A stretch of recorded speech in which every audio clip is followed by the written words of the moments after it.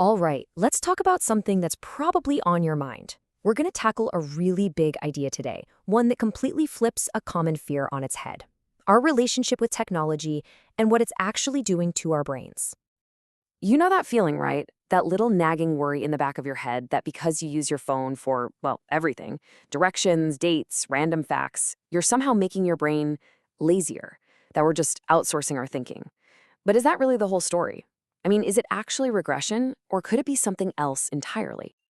So here's how we're going to break it down.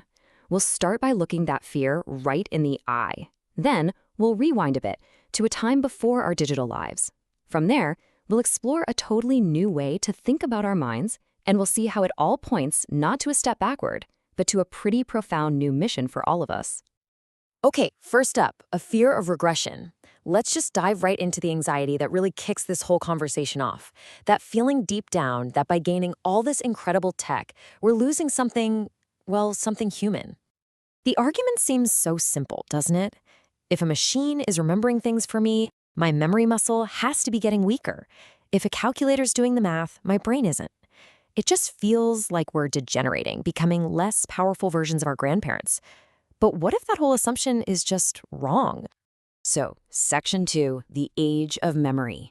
Look, to really understand where we're going, we have to get a clear picture of where we've been, because the demands on our minds have gone through this absolutely seismic shift, and it has completely changed the job description for the human brain.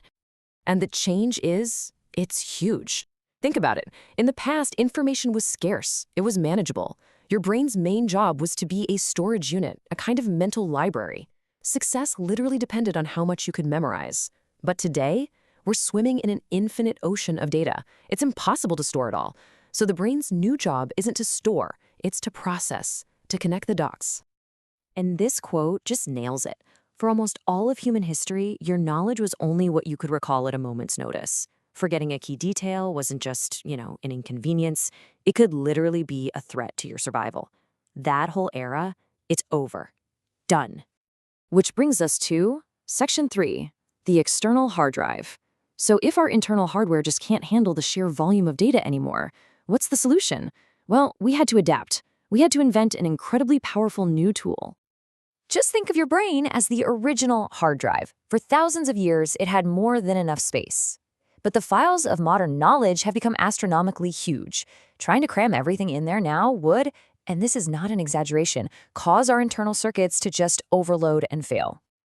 And so we built this, an external hard drive. Our computers, our phones, the cloud.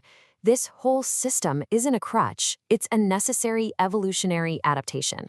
We're offloading all this data, not because we're lazy, but because we absolutely have to if we want to function in this new world. All right, Section 4, the purpose of clarity. So we're moving all this information outside of our own heads. But why? What's the end game here? Turns out it's not just about making more storage space. It's about what we choose to do with all that newly freed up mental real estate. The process is actually really transformative when you think about it. By outsourcing all that rote memorization, by clearing out all the mental clutter, we don't become empty. We become clear. And that clarity is for a very specific, and I'd argue much higher purpose: dialogue. And here it is, the crucial point. The whole goal of thinking has changed. The world's biggest challenges now are just way too complex for one genius to solve by remembering a bunch of facts. The real solutions are found in conversation, in collaboration, in that spark that happens when clear minds come together and communicate. Okay, Section 5, knowledge is not private. Now, this shift from internal storage to external processing has this really fascinating side effect. It completely changes the very concept of what knowledge even is. This is a pretty radical idea. Think about it. If the facts I learn aren't just sitting in my brain anymore, but are part of this huge, shared, external system, can I really even call them mine? This perspective suggests that any knowledge we get is really just on loan from the collective heritage of humanity. I mean, when information lives on the cloud, accessible to pretty much everyone, it stops being a private thing that you hoard for your own advantage. It becomes more like a public utility, a shared resource. The technology itself is kind of pushing us toward a more communal idea of intelligence.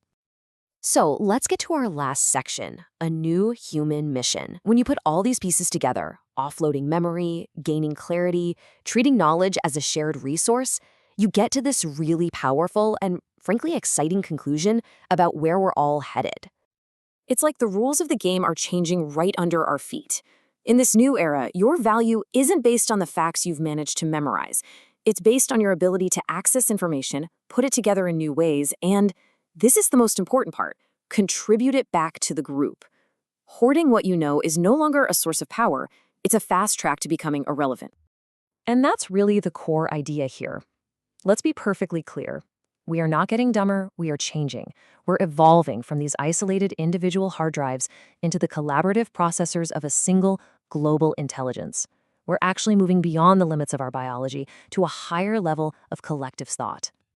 So that leaves us with this one last crucial question. If our job is no longer just to remember things, but to connect, to create, and to communicate, what incredible things can we now accomplish together? What becomes possible when our minds are finally free to just think?